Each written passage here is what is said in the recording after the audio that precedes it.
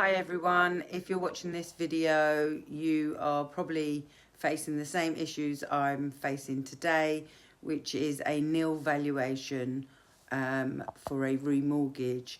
The reason you may have received a nil valuation is because your property is in or near a commercial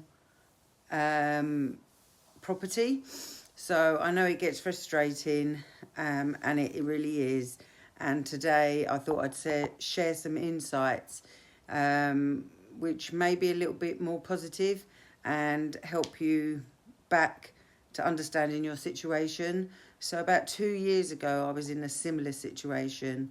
I had a 2-bedroom flat above an estate agent. So it was commercial at the bottom, a flat, 2 floors of flats, and I was up at the top, the second floor.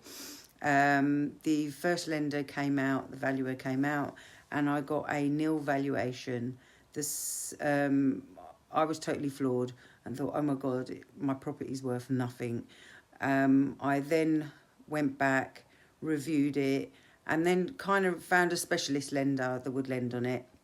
They came out, and lo and behold, the valuation came back at 280,000, slightly different from the zero.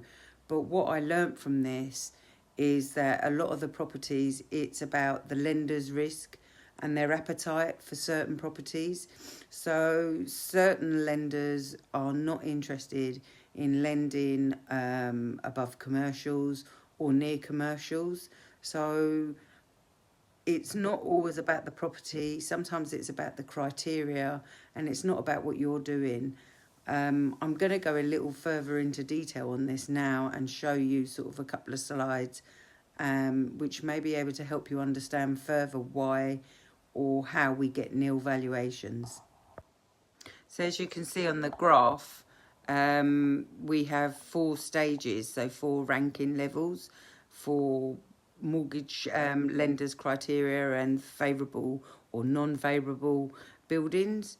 So first off, you've got like modern new builds with convenience stores. They're generally safe bets. They're part of an original planning process and rarely deter the lenders.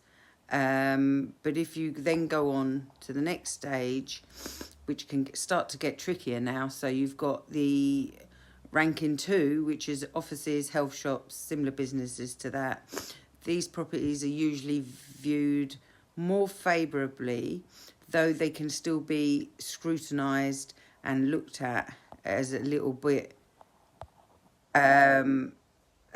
more problematic. The higher up the scale we've gone is level 3, which are pubs, restaurants, nightclubs. This is where things start to get tricky. These types of properties can raise red flags for lenders.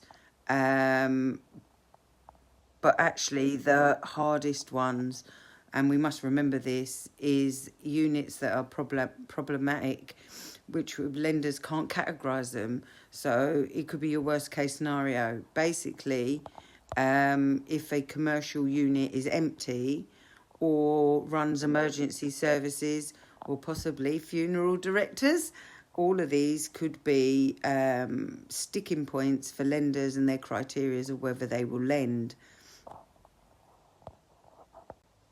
So the key takeaways, you need to understand how the rankings work and how different properties impact your mortgageability. So new builds are preferred. Modern properties with mixed use are also favoured. But you need to be prepared. Lower ranked properties may require additional documentation or may limit which lender you can actually go to.